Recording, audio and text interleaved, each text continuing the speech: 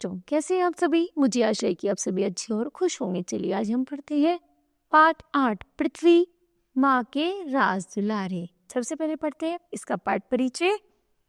प्रस्तुत कविता में पृथ्वी माँ के नन्हे राज दुलारों का वर्णन किया गया है। ठीक है, आइए कुछ सीखे।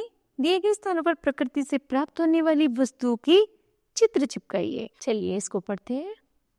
हमें सूरज चांद सितारे, हम नन्ही नन्ही बालक हैं, जैसे नन्हे नन्हे रज कण,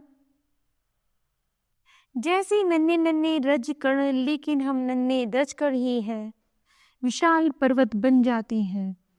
वो कह रहा है, यहाँ पर कवि कह रहा है कि हम छोटे छोटे बच्चे हैं जो रज कण की तरह, जैसे पृथ्वी पर छोटे छोटे कण होते उसी तरह हम कण के छोटे छोटे पत्थर के समान है, धूल में कण के समान है, क्योंकि हम पृथ्वी पर इतनी छोटे हैं कि हमसे छोटा कोई भी नहीं है।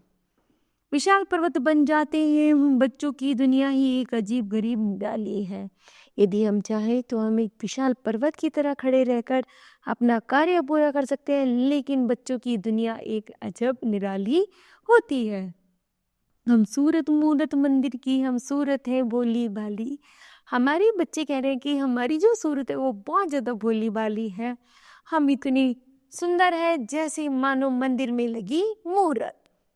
यहाँ ना कोई भेद रंग का, सबके हम सब एक रंग है, सबके सब हम एक रंग है। पूर्व पश्चिम उत्तर दक्षिण सभी दिशाएं एक संग है। वो कह रहा है जैसे कि हम बच्चे सारे एक जैसे हैं, सभी एक रंग की हैं, जैसे सभी दिशाएं होती हैं पूर्व पश्चिम उत्तर दक्षिण सारी एक जैसी हैं, उसी तरह हम सब बच्चे भी एक ही रंग के हैं।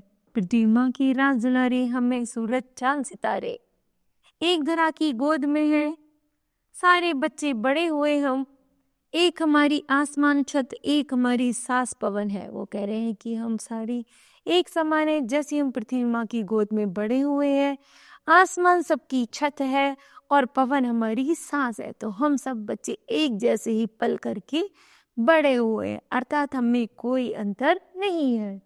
धूप चांदनी के कपड़ों से ढका हुआ हम सबका तन है, हम हैं एक विशाल विश्व के तारे, हम हैं सूरज चांद सितारे। वो कह रहे हैं जिस तरह हमारी सूरज और चांदनी के कपड़े हमने लिपेटे हुए हैं और हम सब एक जैसे हैं, हम ही चंदा सरांग, हम ही चांद सितारे हैं, और तो हमारे के आगे कोई भी नहीं है, अर्थात हम सब एक है।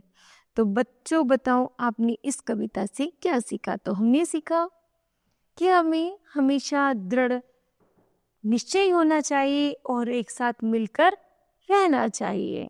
ठीक है, मुझे आशा है यह कविता आपको समझ आई होगी। धन्यवाद।